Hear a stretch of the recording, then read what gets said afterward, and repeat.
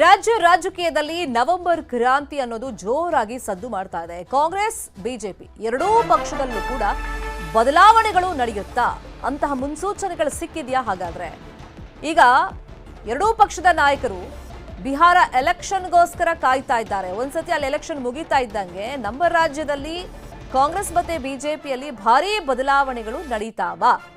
November 25ಕ್ಕೆ ಸಂಪುಟ ಪುನಾರಚನೆ fix ಅಂತ ಹೇಳಲಾಗ್ತಿದೆ, ಮುಹೂರ್ತ ನಿಗದಿ ಆಗಿದೆ ಅಂತ ಹೇಳಲಾಗ್ತಾ ಇದೆ. ಈ ಬೆನ್ನಲ್ಲೇ ಒಂದಿಷ್ಟು ಪೂರಕವಾದಂತಹ ಬೆಳವಣಿಗೆಗಳು ನಡೀತಾ ಇದೆ. ನಾಳೆ ಡಿನ್ನರ್ ಸಭೆಯನ್ನ ಸಿಎಂ ಸಿದ್ದರಾಮಯ್ಯ ಅವರು ಕರೆದಿದ್ದಾರೆ. ಸಚಿವರ ಜೊತೆಯಲ್ಲಿ ಸಿಎಂ ಸಿದ್ದರಾಮಯ್ಯ ಅವರು ಸಮಾಲೋಚನೆಯನ್ನ ಮಾಡ್ತಾರೆ. ಇನ್ನು ಬಿಜೆಪಿಯಲ್ಲೂ ಕೂಡ ಒಂದಿಷ್ಟು ರಾಜಕೀಯ ಚಟುವಟಿಕೆಗಳು ಗರಿಗೆದರಿವೆ. ಇವತ್ತು ಸಂಜೆ ಕೋರ್ ಕಮಿಟಿ ಸಭೆಯನ್ನ ಕರೆಯಲಾಗಿದೆ. ಪಕ್ಷ ಸಂಘಟನೆ, ಭಿನ್ನಮತ ಶಮನ ಹಾಗೆಯೇ ಜಿಬಿಎ ಎಲೆಕ್ಷನ್ ಬಗ್ಗೆ ಬಿಜೆಪಿ ನಾಯಕರು ಮಹತ್ವದ ಚರ್ಚೆಯನ್ನ ಮಾಡ್ತಾರೆ. ಎರಡೂ ಪಕ್ಷದಲ್ಲಿ ಈಗ ನವೆಂಬರ್ ಕ್ರಾಂತಿಯ ಸದ್ದು ಜೋರಾಗಿ ಕೇಳಿ ಬರ್ತಾ ಇದೆ. ಒಂದಿಷ್ಟು ಮಹತ್ವದ ಬದಲಾವಣೆಗಳು ಕಾಂಗ್ರೆಸ್ ಮತ್ತೆ ಬಿಜೆಪಿ ಪಾಳ್ಯದಲ್ಲಿ ನಡೆಯುತ್ತೆ ಅಂತ ಹೇಳಿ ಸದ್ಯಕ್ಕೆ ಮುನ್ಸೂಚನೆಗಳು ಕೆಲವೊಂದು ಸಿಗ್ತಾ ಇದೆ. ಈಗ ನಾಯಕರು ಮಾಧ್ಯಮದ ಮುಂದೆ ಮಾತಾಡುವಾಗ ಅಂಥದ್ದೇನೂ ಇಲ್ಲ, ಹೈಕಮಾಂಡ್ ಇದೆ ನೋಡ್ಕೊಳ್ಳುತ್ತೆ ಅಂತ ಹೇಳಿದ್ರು ಕೂಡ, ಆದರೆ ಒಂದಿಷ್ಟು ಬೆಳವಣಿಗೆಗಳು ಏನು ನಡೀತಾ ಇದೆ ಆಂತರಿಕವಾಗಿ ನಾವು ಗಮನಿಸಿದ್ರೆ ಅದರಿಂದ ಒಂದಿಷ್ಟು ಮಾಹಿತಿಗಳು ಸಿಗ್ತಿರೋದು. ಮಹತ್ವದ ಬದಲಾವಣೆಗಳು ಎರಡೂ ಪಕ್ಷದಲ್ಲಿ ಈಗ ನಡೆಯುತ್ತೆ ಅಂತ ಹೇಳಿ. ಈಗ ಬಿಜೆಪಿಯಲ್ಲಿ ಇವತ್ತು ಕೋರ್ ಕಮಿಟಿ ಸಭೆಯನ್ನ ನಿಗದಿ ಮಾಡಿದ್ದಾರೆ. ಪ್ರಮುಖವಾಗಿ ಪಕ್ಷ ಸಂಘಟನೆ ಜೊತೆಗೆ ಭಿನ್ನಮತ ಎಲ್ಲೆಲ್ಲಿದೆ ಅದನ್ನ ಶಮನಗೊಳಿಸುವಂತ ನಿಟ್ಟಿನಲ್ಲಿ ಎಲ್ಲ ಪ್ರಯತ್ನಗಳು ಆಗ್ತಾ ಇದೆ. ಇದೇ ವಿಷಯವಾಗಿ ಇನ್ನಷ್ಟು ಡೀಟೇಲ್ ಆಗಿ ಇನ್ಫಾರ್ಮೇಶನ್ ಕೊಡ್ತಾ ಹೋಗೋದಕ್ಕೆ ನೇರ ಸಂಪರ್ಕದಲ್ಲಿ ಕನೆಕ್ಟ್ ಆಗಿದ್ದಾರೆ ನಮ್ಮ ಪೊಲಿಟಿಕಲ್ ಬ್ಯೂರೋ ರಿಪೋರ್ಟರ್ ಕೃಷ್ಣ. ಕೇವಲ ಕಾಂಗ್ರೆಸ್ ಪಕ್ಷದಲ್ಲಿ ಮಾತ್ರ ಅಲ್ಲ ನವೆಂಬರ್ ಕ್ರಾಂತಿ, ಬಿಜೆಪಿ ಪಕ್ಷದಲ್ಲೂ ಆಗುತ್ತೆ. ಅದಕ್ಕೆ ಪೂರಕವಾಗಿ ಹೇಳೋದಾದ್ರೆ ಇವತ್ತಿನ ಕೋರ್ ಕಮಿಟಿ ಸಭೆಯಲ್ಲಿ ಫಸ್ಟ್ ಭಿನ್ನಮತ ಶಮನ, ಪ್ರಮುಖವಾಗಿ ದಾವಣಗೆರೆ ಕ್ಷೇತ್ರ ಸೇರಿದಂತೆ ಯಾರೆಲ್ಲೆಲ್ಲ ಭಿನ್ನಮತ ಇದೆ ಅದನ್ನು ಶಮನ ಮಾಡುವಂತ ಪ್ರಯತ್ನಗಳು. ಹಾಗಾಗಿ ಎರಡೂ ಪಕ್ಷದಲ್ಲಿ ಯಾವ ತರ ಮೇಜರ್ ಬದಲಾವಣೆಗಳಿಗೆ ವೇದಿಕೆ ಸಜ್ಜಾಗ್ತಾ ಇದೆ ಕೃಷ್ಣ? ಶರ್ಮಿತಾ, ಮುಖ್ಯವಾಗಿ ಎರಡೂ ಪಕ್ಷಗಳಿಗೂ ಕೂಡ ಎಲ್ಲೋ ಒಂದ್ ಕಡೆ ನವೆಂಬರ್ ಕ್ರಾಂತಿ ಅನ್ನುವಂಥದ್ದು ಅತ್ಯಂತ ಮಹತ್ವವಾಗಿರುವಂಥದ್ದು. ಒಂದ್ ಕಡೆ ಕಾಂಗ್ರೆಸ್ನಲ್ಲಿ ಮುಖ್ಯಮಂತ್ರಿಗಳು ಬದಲಾವಣೆ ಆಗ್ತಾರೆ, ಡಿ.ಕೆ ಶಿವಕುಮಾರ್ ಮುಖ್ಯಮಂತ್ರಿ ಆಗ್ತಾರೆ ಅನ್ನೋ ಒಂದು ಬೆಳವಣಿಗೆಗಳು ಕೂಡ ಈಗ ದಟ್ಟವಾಗಿ ಕೇಳಿ ಬರ್ತಾ ಇದ್ದಾವೆ. ಅದರ ನಡುವೆ ಈಗಾಗಲೇ ರಾಜ್ಯ ಬಿಜೆಪಿಯಲ್ಲಿ ನಾಯಕತ್ವದ ಬದಲಾವಣೆ ಅನ್ನುವಂಥದ್ದು ಒಂದ್ ಕಡೆ ಗೊಂದಲವಾಗಿಯೇ ನಿರ್ಮಾಣ ಆಗಿದೆ. ಆ ಕಾರಣಕ್ಕೋಸ್ಕರವಾಗಿ ಗೊಂದಲವನ್ನು ಸರಿಪಡಿಸೋದ್ರ ಮುಖಾಂತರವಾಗಿ ಎಲ್ಲೊಂದ್ ಕಡೆ ಒಟ್ಟಾಗಿ ಹೋಗುವಂತ ನಿಟ್ಟಿನಲ್ಲಿ ಒಂದಷ್ಟು ಪಕ್ಷ ಸಂಘಟನೆ ಮಾಡುವಂಥದ್ದು ಮತ್ತೆ ಪಕ್ಷದ ಮೇಲೆತ್ತುವಂತ ನಿಟ್ಟಿನಲ್ಲಿ ಒಂದಷ್ಟು ಕಾರ್ಯಚಟುವಟಿಕೆಗಳನ್ನು ಮಾಡುವಂತ ನಿಟ್ಟಿನಲ್ಲಿ ಇವತ್ತು ಬಿಜೆಪಿ ಕೋರ್ ಕಮಿಟಿ ಸಭೆಯನ್ನ ನಡೆಸ್ತಾ ಇರುವಂತದ್ದು.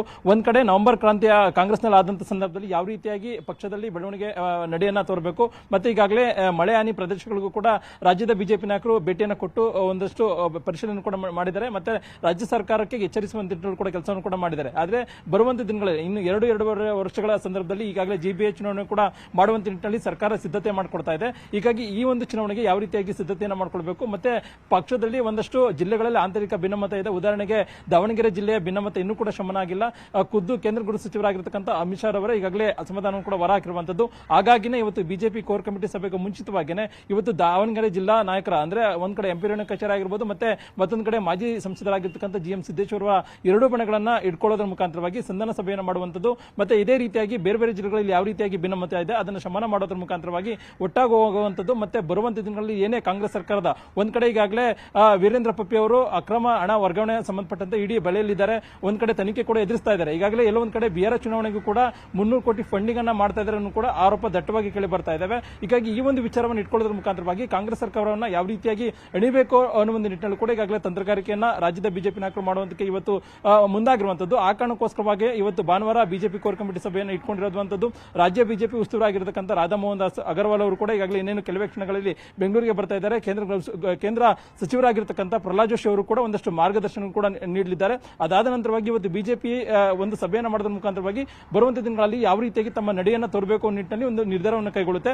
ಬರುವ ವಾರದಲ್ಲಿ ಈಗಾಗಲೇ ಕೇಂದ್ರ ಸಚಿವರಾಗಿರ್ತಕ್ಕಂಥ ಎಚ್.ಡಿ. ಕುಮಾರಸ್ವಾಮಿ ಅವರು ಕೂಡ ರಾಜ್ಯಕ್ಕೆ ಬರ್ತಾ ಇರುವಂತದ್ದು. ರಾಜ್ಯದಲ್ಲಿ 1 ವಾರಗಳ ಕಾಲ ಇರುವಂತ ನಿಟ್ಟಿನಲ್ಲಿ ಕೂಡ ಈಗಾಗಲೇ ಪ್ಲಾನ್ ಅನ್ನು ರೂಪಿಸಿರುವಂತದ್ದು. ಯಾಕಂದ್ರೆ ಕಾಂಗ್ರೆಸ್ನಲ್ಲಿ ಇತ್ತೀಚೆಗೆ ಒಂದಷ್ಟು ಮಹತ್ವದ ಬೆಳವಣಿಗೆ ಆಗ್ತಾ ಇದೆ.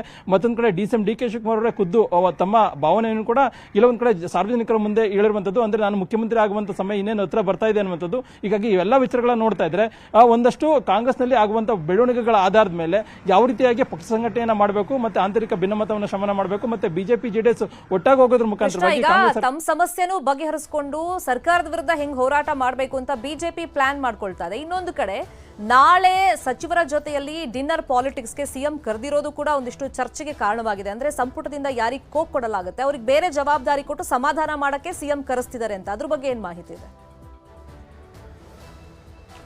ಶರ್ಮಿತಾ, ಇದು ಎಲ್ಲ ಒಂದ್ ಕಡೆ ಸಚಿವರುಗಳನ್ನ ಮುಖ್ಯಮಂತ್ರಿಗಳು ವಿಶ್ವಾಸಕ್ಕೆ ತೆಗೆದುಕೊಳ್ಳುವಂತ ಮೀಟಿಂಗ್ ಅನ್ನೋದ್ರ ಬಗ್ಗೆ ಕೂಡ ಹೇಳಲಾಗ್ತಾ ಇದೆ. ಯಾಕಂದ್ರೆ ಮುಖ್ಯಮಂತ್ರಿ ಸಿದ್ದರಾಮಯ್ಯ ಅವರು ಅಧಿಕಾರ ವಹಿಸಿಕೊಂಡು 2.5 ವರ್ಷ ಆಗ್ತಾ ಇದೆ. 2.5 ವರ್ಷ ಆದ ನಂತರವಾಗಿ ಅಂದ್ರೆ ನವೆಂಬರ್ಗೆ ಮುಕ್ತಾಯ ಆಗ್ತಾ ಇದೆ 2.5 ವರ್ಷಕ್ಕೆ. ಹಾಗಾಗಿನೇ ಡಿ ಕೆ ಶಿವಕುಮಾರ್ ಮುಖ್ಯಮಂತ್ರಿ ಆಗ್ತಾರೆ ಅನ್ನೋದು ಕೂಡ ಈಗಾಗಲೇ ಹೇಳಲಾಗ್ತಾ ಇದೆ. ಮತ್ತೊಂದು ಕಡೆ ದಲಿತ ಸಚಿವರುಗಳು ಕೂಡ ಸಭೆ ಮೇಲೆ ಸಭೆಯನ್ನ ಕೂಡ ಮಾಡ್ತಾ ಇದ್ದಾರೆ. ಒಂದ್ ವೇಳೆ ಏನಾದ್ರೂ ಮುಖ್ಯಮಂತ್ರಿ ಸಿದ್ದರಾಮಯ್ಯ ಬದಲಾವಣೆ ಆದರೆ ಮುಖ್ಯಮಂತ್ರಿಗಳು ಸಿದ್ದರಾಮಯ್ಯ ಅವರು ಎಲ್ಲ ಒಂದ್ ಕಡೆ ಅಧಿಕಾರ ಅವಧಿ ಮುಕ್ತಾಯ ಆಯಿತು ಅಂತಂದ್ರೆ ಎಲ್ಲ ಒಂದ್ ಕಡೆ ದಲಿತರಿಗೆ ಅವಕಾಶನ ಸಿದ್ದರಾಮಯ್ಯ ಮಾಡ್ಕೊಡ್ತಾರೆ ಅಂತ ಕೂಡ ಹೇಳಲಾಗ್ತಾ ಇದೆ. ಆ ಕಾರಣಕ್ಕೋಸ್ಕರವಾಗಿಯೇ ಯಾವ ರೀತಿಯಾಗಿ ಮುಂದಿನ ಹೆಜ್ಜೆಯನ್ನು ಇಡಬೇಕು ಅನ್ನೋ ನಿಟ್ಟಿನಲ್ಲಿ ಕೂಡ ಮುಖ್ಯಮಂತ್ರಿಗಳು ನಾಳೆ ಡಿನ್ನರ್ ಸಭೆಯನ್ನ ಈಗಾಗಲೇ ಸಚಿವರಿಗೆ ಕರೆದಿರುವಂತದ್ದು. ಎಲ್ಲಾ ಸಚಿವರುಗಳು ಅಂದ್ರೆ ಈಗಾಗಲೇ ಮುಖ್ಯಮಂತ್ರಿಗಳು ಕೂಡ ಹೇಳಿದ್ದಾರೆ ಈ ಸಂಪುಟ ಪುನರಚನೆಗೂ ಮತ್ತೆ ಈ ಒಂದು ಊಟಕ್ಕೂ ಕೂಡ ಯಾವುದೇ ರೀತಿಯ ಸಂಬಂಧ ಇಲ್ಲ ಅನ್ನೋ ಮಾತನ್ನು ಕೂಡ ಹೇಳಿದ್ದಾರೆ. ಆದ್ರೆ ಈ ಒಂದು ಸಭೆ ಕರೆದಿರುವಂತದ್ದು ಮೇಲ್ನೋಟಕ್ಕೆ ಸಚಿವರುಗಳನ್ನ ವಿಶ್ವಾಸಕ್ಕೆ ತೆಗೆದುಕೊಳ್ಳೋದ್ರ ಮುಖಾಂತರವಾಗಿ ಯಾವುದೇ ಕಾರಣಕ್ಕೂ ಕೂಡ ತಮ್ಮನ್ನ ಏನಾದರೂ ಬದಲಾವಣೆ ಮಾಡುವಂತ ಸನ್ನಿವೇಶ ಬಂತು ಅಂತಂದ್ರೆ ಅವಾಗ ಎಲ್ಲರೂ ಕೂಡ ಒಟ್ಟಾಗಿ ನಿಲ್ಬೇಕು ಅನ್ನೋ ಒಂದು ಸಂದೇಶವನ್ನು ಅಂದ್ರೆ ಸಚಿವರುಗಳನ್ನ ವಿಶ್ವಾಸಕ್ಕೆ ತೆಗೆದುಕೊಳ್ಳುವಂತ ನಿಟ್ಟಿನಲ್ಲೇ ಈ ಒಂದು ಸಭೆಯನ್ನ ಮುಖ್ಯಮಂತ್ರಿಗಳು ಕರೆದಿದ್ದಾರೆ ಅನ್ನೋದು ಕೂಡ ಹೇಳಲಾಗ್ತಾ ಇದೆ. ಹೀಗಾಗಿ ನಾಳೆ ನಡೆಯುವಂತ ಏನು ಡಿನ್ನರ್ ಮೀಟಿಂಗ್ ಏನಿದೆ ಇದು ಅತ್ಯಂತ ಮಹತ್ವವನ್ನು ಪಡ್ಕೊಂಡಿದೆ. ಯಾಕಂದ್ರೆ ಡಿ ಕೆ ಶಿವಕುಮಾರ್ ಕೂಡ ಈ ಒಂದು ಸಭೆಗೆ ಬರ್ತಾರಾ ಇಲ್ಲೋ ಒಂದು ಪ್ರಶ್ನೆ ಈಗಾಗಲೇ ಮನೆ ಮಾಡಿರುವಂತದ್ದು. ಯಾಕಂದ್ರೆ ಡಿ ಕೆ ಶಿವಕುಮಾರ್ ಅವರು ಕಾತರದಿಂದ ಕಾಯ್ತಾ ಇದ್ದಾರೆ. ಇನ್ನು 1 ತಿಂಗಳಲ್ಲಿ ನಾನು ಮುಖ್ಯಮಂತ್ರಿ ಆಗ್ತೇನೆ ಅನ್ನೋ ಒಂದು ಮನಸ್ಥಿತಿಯಲ್ಲಿ ಇದ್ದಾರೆ. ಹೀಗಾಗಿ ನಾಳಿನ ಏನು ಡಿನ್ನರ್ ಮೀಟಿಂಗ್ ನಲ್ಲಿ ಡಿ ಕೆ ಶಿವಕುಮಾರ್ ಕೂಡ ಭಾಗವಹಿಸೋದ್ರ ಮುಖಾಂತರವಾಗಿ ಯಾವ ರೀತಿಯಾಗಿ ತಮ್ಮ ನಡೆಯನ್ನ ತೋರ್ತಾರೆ, ಮತ್ತೊಂದು ಕಡೆ ಮುಖ್ಯಮಂತ್ರಿಗಳು ಸಚಿವರುಗಳಿಗೆ ಏನ್ ಹೇಳ್ತಾರೆ ಅನ್ನುವಂಥದ್ದು ಸಾಕಷ್ಟು ಕುತೂಹಲಕ್ಕೆ ಎಡೆ ಮಾಡಿಕೊಂಡಿರುವಂತದ್ದು. Sharmita, thank you.